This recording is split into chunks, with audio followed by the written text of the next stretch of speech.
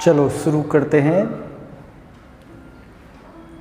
Next part of micro organism chapter का और देखते हैं कि माइक्रो ऑर्गेनिज्म कैसे हमारे लिए यूज़फुल है और हार्मफुल है। फटाफट शुरू करते हैं, देखते हैं कि माइक्रो ऑर्गेनिज्म हेल्प करता है हमको कर्ड में बदलने के लिए, मिल्क को कर्ड में। Micro organism convert the milk into the curd because milk contain the lactic acid that help bacteria to grow and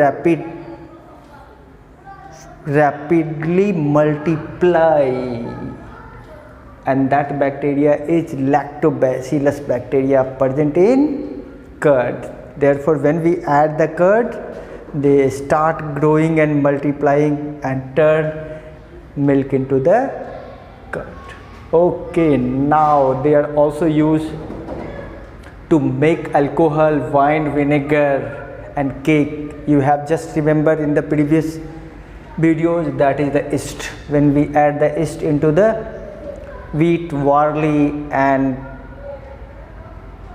rice, they contain the sugar. Yeast anaerobically convert them into alcohol and release carbon dioxide gas. Microorganisms are also used to prepare the antibiotic. हमने पहले ही बात किया था, antibiotic are the medicine which when taken by us, it protect us from the disease causing microorganisms. The first antibiotic was penicillin. Okay, that is used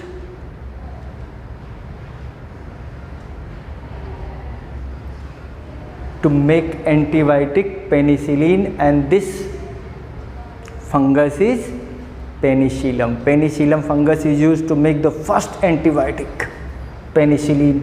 Another antibiotic are streptomycin, erythromycin, tetracycline are some of the example of antibiotic made from the fungus. किसके द्वारा use करके बनाया गया? ये fungus के द्वारा। Aware हो गया भाई, अंडरस्टैंडिंग डेवलप हो रही है कैसे हमारे लिए ये यूज़फुल है। Some of the bacteria are symbiotic bacteria, rhizobium bacteria. Rhizobium bacteria convert the atmospheric nitrogen into useful form into the soil, and plant use that nitrogen product to make the plant protein. Okay, but some of the bacteria are harmful to us. They are not friendly to us. They cause diseases. Okay, and these bacteria are called pathogen that carry disease causing microbes. It means microbes that cause diseases and spread the diseases are called pathogen. Okay, pathogen may enter through the water, food or animals. किसी भी तरीके हमारे body में inter कर सकता है, so we must be careful and spread the diseases. We are just giving some of the list of the diseases caused by microbes and some of the mode of the transmission of the diseases. Write it down in your copy. Okay, let us think now what is nitrogen cycle and how we preserve our food. Okay, write it down in your copy, the list given here. Okay, फटाफट लिख लो।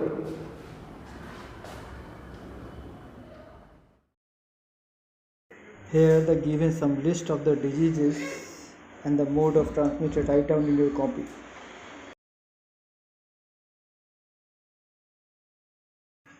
This is the list of common bacterial diseases.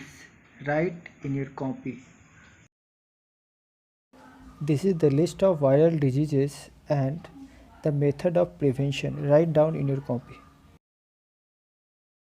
This is the list of diseases caused by protozoa and their prevention method. Write down in your copy.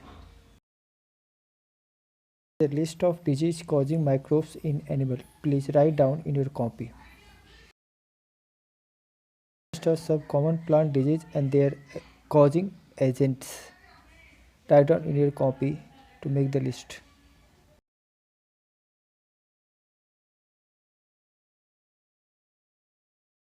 The list of some common human diseases caused by microbes. Let us see how nitrogen cycle occur in the nature. Nitrogen is the main source, key source for the plant to make the plant protein, because the glucose prepared by plant is not enough to fulfill the requirement of the plant's body. Glucose only is the key source of the energy, and nitrogen is the source of the protein, that is the body building material. Now see how this happened. The nitrogen of the atmosphere is about 78%, that is changed into oxides of nitrogen during the lightning. During lightning it is changed into oxide of nitrogen. Now the second steps, the oxides of nitrogen mix with the rainwater and get converted into the nitric acid. Now the nitric acid is used by rhizobium bacteria to convert them into the nitrates and nitrites. This process is called nitrogen fixation. इस process को क्या बोलते हैं? Nitrogen fixation, in which the atmospheric nitrogen is get converted into the nitrates and nitrites. Write it down in your copy. लिख लिया? The process by which atmospheric nitrogen get converted into nitrates and nitrites by the rhizobium bacteria is called nitrogen fixation. Now the next step, now the nitrates and nitrites are used by the plant to make the ammonia. समझ में आया? जो plant क्या करता है, nitrates और nitrites जो रहता है उसको क्या कर लेता है भैया, यूज करता है बॉडी में, और क्या बना लेता है, अमोनिया बना लेता है. Ammonia is the chief source of the plant and protein. Okay, what happened? This process is called ammonification. Conversion of nitrates and nitrites into ammonia is called ammonification. याद रहा, कॉपी में लिख लिया, फटाफट मैं बोल रहा हूँ लिख लियो. Conversion of nitrates and nitrites into ammonia by plant is called ammonification. Now the next step, when plant is eaten by the animal, the plant protein get converted into the animal protein. Okay, now protein is built up. But what happened when we along with the plant die? When we die along with the plant into the soil, our body decomposes again and mix up into the soil. It means ammonia now again reach to the soil. Okay, and now into the soil the ammonia is get converted into the nitrates and nitrites. फिर से convert हो गया, that is called nitrification. हो गया sir, oxide में convert हो गया. अब लास्ट स्टेप बचा हुआ है, at the last bacteria present into the soil convert the oxide of nitrogen into free nitrogen. Circle पूरा हो गया ना भैया. जो एटमॉस्फेयर वाला नाइट्रोजन था फिर से एटमॉस्फेयर में पहुंच गया, कंप्लीट हो गया. बट एक बात याद रखना, बहुत बार हम लोग डायरेक्ट नाइट्रोजन डालते हैं यूरिया के फॉर्म में. That is a fertiliser. याद होगा फर्स्ट चैप्टर में पढ़ा था क्रॉप प्रोडक्शन में, manure and fertiliser. Fertiliser is direct added to the soil, as well as manure is also made by the microorganism or even prepared by us using the earthworm. याद आया? चलो बड़ी अच्छी बात है, ये रहा आपका चैप्टर खटाक.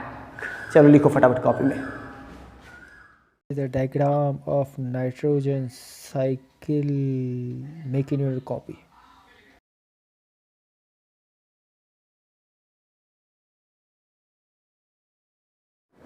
चलिए अब बात करते हैं कि हम लोग फूड का प्रिजर्वेशन कैसे करते हैं. बैक्टीरिया हमारे लिए हार्मफुल है ये तो पता चल गया. Then how we protect our food from getting spoiled by the action of bacteria.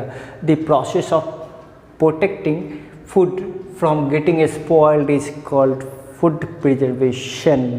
Okay, now there are 4 key factors on which we apply our brain. First thing is that we must control the temperature so that growth of bacteria is reduced. तो पहला factor कौन सा है? Temperature control करना. Second, control the moisture. If there is no moisture, moisture means amount of water vapour present in atmosphere. अगर हम water vapour जो present है एटमॉस्फेयर में उसको अगर रिड्यूस कर दें तो ग्रोथ ऑफ बैक्टीरिया रुक जाएगा. तो पहला क्या था? टेम्परेचर कंट्रोल करना. हाई टेम्परेचर में बैक्टीरिया ग्रो नहीं करता है. या तो बहुत लो टेम्परेचर पे ग्रो नहीं करता है, टेम्परेचर कंट्रोल करो। दूसरा है मॉइस्चर, यानी वाटर जो मॉइस्चर अवेलेबल है आसपास एटमॉस्फेयर में उसको रिड्यूस कर दो। थर्ड, केमिकल्स ऐड कर दो जो केमिकल्स के बॉडी से या तो वाटर को निकाल ले जिससे मॉइस्चर वहाँ पे मेंटेन हो जाए। ओके, चलो देखते हैं फिजिकल मेथड जिसमें हम अलग से खुद क्या करते हैं, तेल या ऑयल या विनेगर मिला देते खुद। चलिए देखते हैं। पहला जो एप्लीकेशन हम लोग 4 फैक्टर समझ में आएगा, controlling temperature, second controlling moisture, third edition of the chemicals, okay, and the fourth is physical method. ठीक है, चलो देखते हैं क्या होता है। सबसे पहला देखते हैं हम लोग मिल्क को हम लोग हीट करते हैं 72 या 70 से 80 डिग्री के बीच में अबाउट 15 से 30 सेकंड तक। 15 से 30 सेकंड तक जब हम मिल्क को हीट करते हैं उसके जितनी बैक्टीरिया होता है वो सब मर जाता है, क्योंकि हाई टेम्परेचर पे बैक्टीरिया सर्वाइव नहीं करता है। इस प्रोसेस को हम लोग बोलते हैं पेस्चुराइजेशन। याद आ गया, प्रीवियस वीडियोज़ में देखा होगा आपने। Second, food item are stored at low temperature. हमने बताया टेम्परेचर कंट्रोल करना, हाई टेम्परेचर पे भी सर्वाइव नहीं करेगा तो मिल्क को कितने डिग्री पे, 70 से 80 तक, कितने सेकंड तक, 30 सेकंड तक गर्म करने का, फिर उसको खटाक से क्या करने का, ठंडा करने का। Okay, now food item is kept in freezer. Fridge में देखते हो 0 से 5 डिग्री -5 डिग्री सी तक फ्रीज में मेंटेन करके रखते हैं टेम्परेचर 0 से -5। अब बड़ा जो फ्रीजर होता है उसमें -5 से 18 डिग्री सी तक टेम्परेचर को कंट्रोल करके रखता है, ड्रॉप करके, जिससे बैक्टीरिया का ग्रोथ रुक सके। रुक गया ना बैक्टीरिया का ग्रोथ, ठीक है। अब चलो और क्या करके देखते हैं भाई। अब करना है स्टेरिलाइजेशन, हीटिंग का और ज़्यादा प्रोसेस फैक्ट्रीज में यूज़ किया जाता है। 100 डिग्री सी तक फ्लशिंग की जाती है, पानी को गर्म करके 100 डिग्री सी तक वाटर को फ्लश किया जाता है, जिससे क्या होता है, बैक्टीरिया का ग्रोथ रुक जाता है। हीटिंग 100 डिग्री सी तक इज कॉल्ड स्टेरिलाइजेशन। स्टेरिलाइजेशन में क्या करते हैं, 100 डिग्री सी तक गर्म करते हैं। ओहमिक हीटिंग, ओहमिक हीटिंग का मतलब होता है passing electric current at high voltage to the food item so that bacteria can be killed. बड़ा बड़ा जो पैकेजिंग देखते हैं आता है फूड आइटम का, उसमें इसका यूज होता है। केनिंग भी करते हैं हम लोग।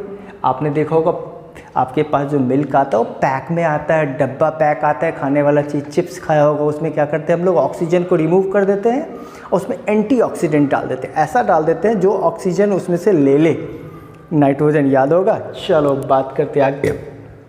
केनिंग हो गया, समझ में आ गया।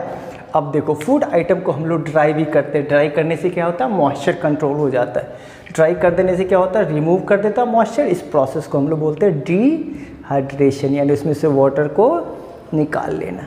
याद है ना मम्मी क्या करती है, दादी को देखा होगा आपने गेहूं को सुखाते हुए छत पे। Okay, this is the method 2। If we dry the food item the water is absorbed और evacuated and moisture is become very low in which bacteria cannot survive. Next condition, next process is adding the sugar and salt.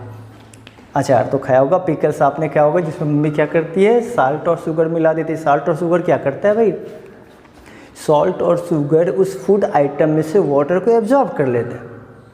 Salt and sugar absorb the water from the moisture, it means absorb the moisture from the food content so that bacteria can not grow in food item. तो salt और sugar क्या करता है, absorb कर लेता है किसको, moisture को। तो हो गया ना मॉइस्चर कंट्रोल। मॉइस्चर कंट्रोल हो गया तो फूड आइटम स्पॉइल नहीं होगा। चलो और भी कुछ देखते हैं हम लोग। ऑयल और विनेगर, ये भी याद होगा।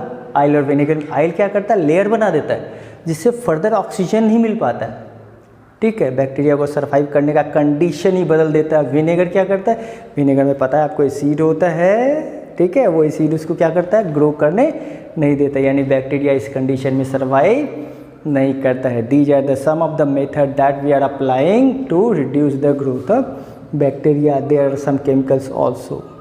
अब कुछ केमिकल्स देख लो। ये केमिकल है sodium benzoate and potassium meta bisulfate. Sodium benzoate and potassium meta bisulfates are also added into food item to keep the moisture in control.